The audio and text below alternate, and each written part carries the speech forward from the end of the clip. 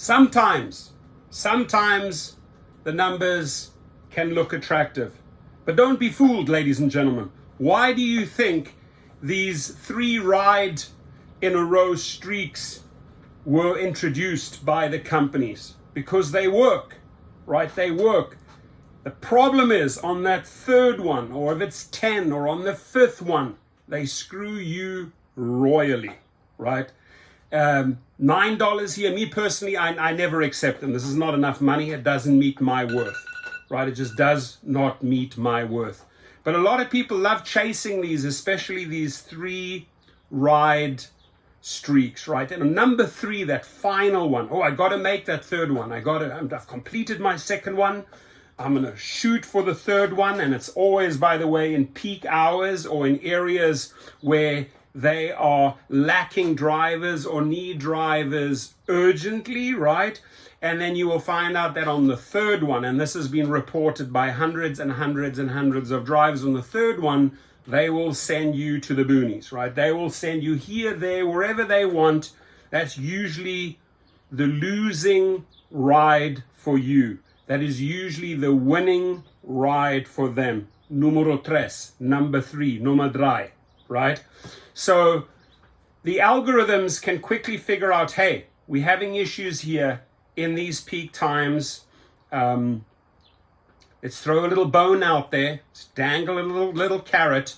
And people say, oh, okay, after these 3, I can hit $9, which is $3 extra, right? And it sounds interesting. It certainly sounds interesting because like $9 towards gas will get you a couple of miles, right? Will get you 2 gallons of gas. So that sort of goes on in the back of your mind, right? But off you go. 1, oh, I got number 1 done. Number 2, got number done. The 3rd one, where do we need that driver? Where can we exploit that driver? Where can we send that driver to where we make money? You got to take everything into the equation. The time that you are spending on this, right? Is it worthwhile in those 3 trips, let's say 5 to 6, earning that extra $9? Is it worth it? All those additional miles. And what I would start doing, ladies and gentlemen, this is the exercise. Whether you accept these 3 trips, the 5 trips, the 10 trips, sometimes the 50 or the 25 trips with a carrot attached, right? You always want to log them and see what happens on that final one. What happens on that 3rd one? Did I win or lose money? What happens on that 10th trip, that final trip when I get paid? Did I win or lose money? And look at those patterns. What I do is I look at data, right? I love analyzing data. My wife's the same. She loves looking at data. And you can see, hey, is this data working for me or is it not working for me? So if you're going out and doing 3, right? These are the facts. This is the data that you have to look at. Collectively, how many miles am I averaging on those 3? How many miles am I averaging on 10 or 25 streak, right? What happens on that final one? What are they doing to me? Their algorithms can pretty much send you wherever they need you, right? When it comes to these streaks. So yeah, like, oh wow, the streaks are back, great, gonna make $9. Look at the bigger picture, please. Look at the bigger picture. Then the other thing I would want drivers to pay attention to, in many cities, you can just set your boundaries, right? Right, you have sort of like a setting, look, and you can set the radius, right? So if I don't want to be sent off into the boonies, right? If I don't want to be sent off 10, 15 miles, and I can sort of restrict that area, right? That'll help you here.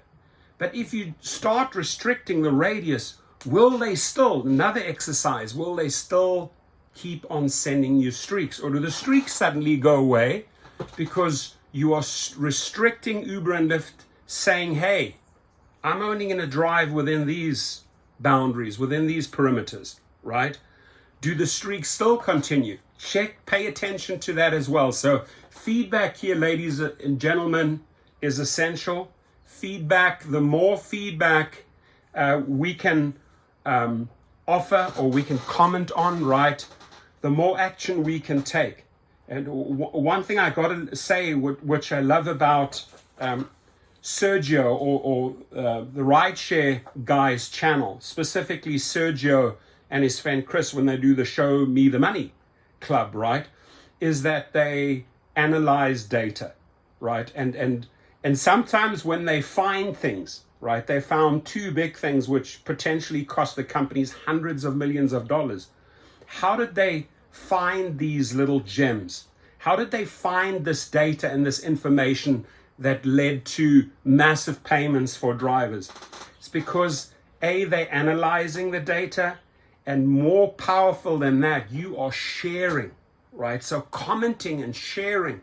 Believe me, like for example, I myself, and I'm sure Sergio too, we read hundreds and hundreds and hundreds, if not thousands of comments daily, right?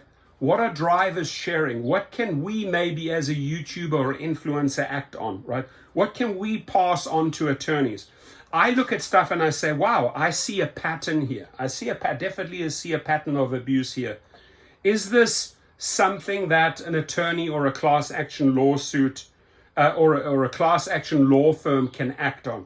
Can they maybe analyze some abusive patterns, some abusive algorithmic patterns, and get the drivers some money? This is how we think, or at least this is how I think, right?